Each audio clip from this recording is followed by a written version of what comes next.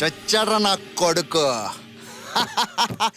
నిజంగా చచ్చాడంటే నమ్మడం చాలా కష్టం. ఆడి చంపేవాడే కానీ చచ్చేవాడు కాదు. ఆర్డర్ ఆర్డర్ యువర్ ఆనర్, ఇతను గాలితో గారడీ చేయగల సమర్థుడు. పైకి మామూలుగా కనిపిస్తున్నా ఇతను ఒక మానవ బాంబు. దయచేసి ఇలాంటి వాళ్ళని కఠినంగా శిక్షించాలని కోర్టు వారిని కోరుతున్నాను. కఠినమైన శిక్ష విధించడానికి నేనేం తప్పు చేయలేదు సార్. ఏమయ్యా, నువ్వు నోటితో పేల్డ్ పదార్థాలు ఊతావుట కదా?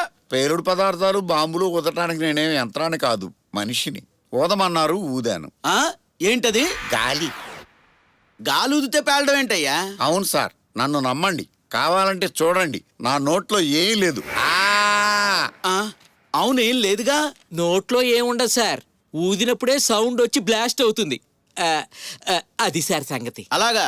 ఏది ఓసారి గాలి ఊదు. ఊదను సార్. జడ్జిని నేను చెప్తున్నాను, ఊదు. నేను ఊస్తే మీకే ప్రమాదం, అందుకే ఊదను సార్. ప్రమాదమైనా పర్వాలేదు, నేను ప్రత్యక్షంగా చూడాలి, అందుకే ఊదమంటున్నాను. కుదరదు సార్. ఏ మీరు సింహాలాగా ఏం అంటే నేనేం చెప్పను సార్. ఊదటానికి మిషన్ కావాలి. ఎవరక్కడ? బ్రీత్ ఎనలైజర్ తెప్పించండి. Okay sir.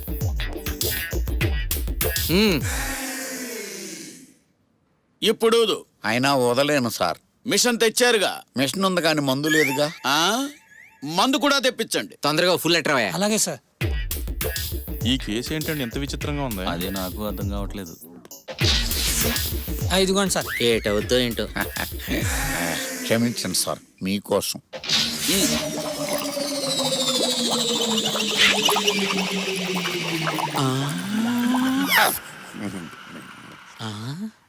మిషన్ ఇప్పించండి జడ్జి గారు. ఏంటాయి బాబు ఇంత ఫాస్ట్ గా తగేసావు? స్లోగా తాగి సొల్లు కొట్టడానికి ఇది బార్ కాదు, కోర్టు. టైం వేస్ట్ చేయకూడదు. ఓకే, ఊదు.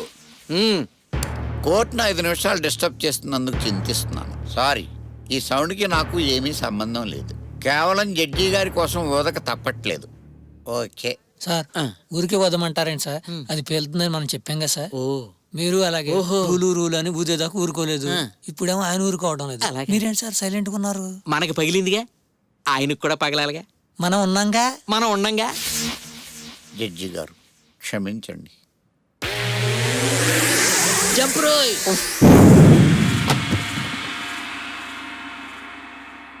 సార్ మనం సేఫ్ సార్.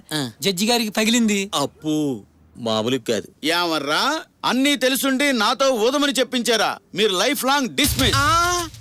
పాపం జడ్జి గారు ఎక్కడున్నారో. మనిషి కనపడకపోయినా మాటలు వినపడుతున్నాయి సార్. ఈ ముద్దాయిని ఏ కోర్టు కానీ పోలీస్ స్టేషన్ కానీ అప్పచెప్పకండి. డైరెక్ట్ గా సైంటిస్టులకు అప్పచెప్పండి, వాళ్ళు చూసుకుంటారు. జడ్జి గారు బాగా గమనించారు. శ్యామ్, నాకు హెల్ప్ చేయాలి. నా దగ్గర డౌన్లోడ్ చేసిన ఒక మెటీరియల్ ఉంది, దాన్ని ఎలా చేసి నాకు పంపించు. ఓకే? క్రాంతిగాడు చచ్చిపోయాడని సెలబ్రేషన్ చేసుకున్నాం, కానీ ఆడు చావలేదు. వాడు మృత్యుంజయుడు. చావు అంచుల దాకా వెళ్ళి తిరిగి వచ్చాడంటే అంతం చెయ్యిందే ఊరుకోడు. ఆడు స్ప్రింగ్ లాంటాడు, ఎంత నొక్కితే అంత పైకి లేస్తాడు. నువ్వు అలాగే చూస్తావు, చెప్పింది మాత్రం అర్థం చేసుకో. మీరా రండి. చాముండిని ఎవరో కిడ్నాప్ చేశారు. చాముండి మలేషియా వెళ్ళింది కదా, అక్కడే కిడ్నాప్ చేశారు. ఏంటి మీరు మాట్లాడి? మీకు ఎవరైనా శత్రువులు ఉన్నారా? నేను మామూలు గవర్నమెంట్ ఎంప్లాయీని, నాకు శత్రువులు ఎవరు లేరే. చాముండి రూమ్ ఎక్కడా? రండి చూపిస్తాను.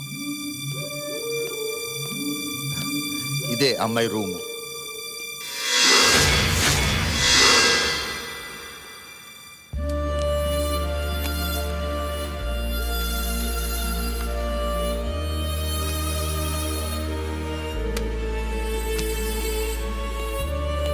రండి.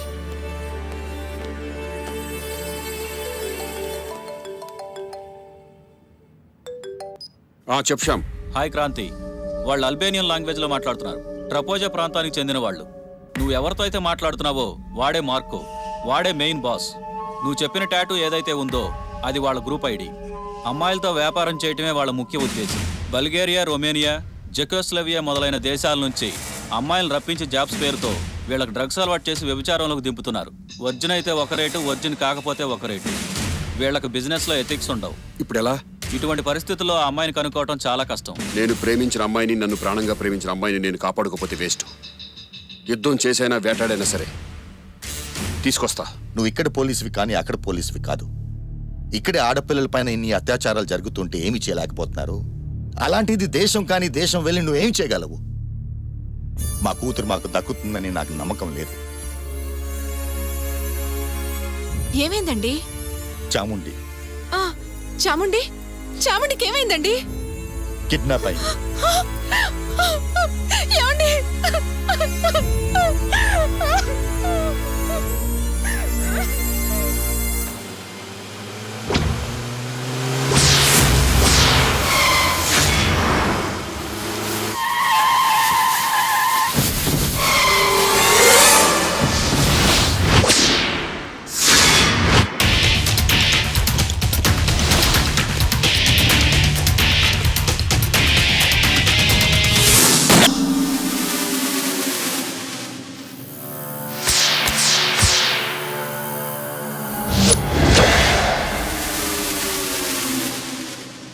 రాయ్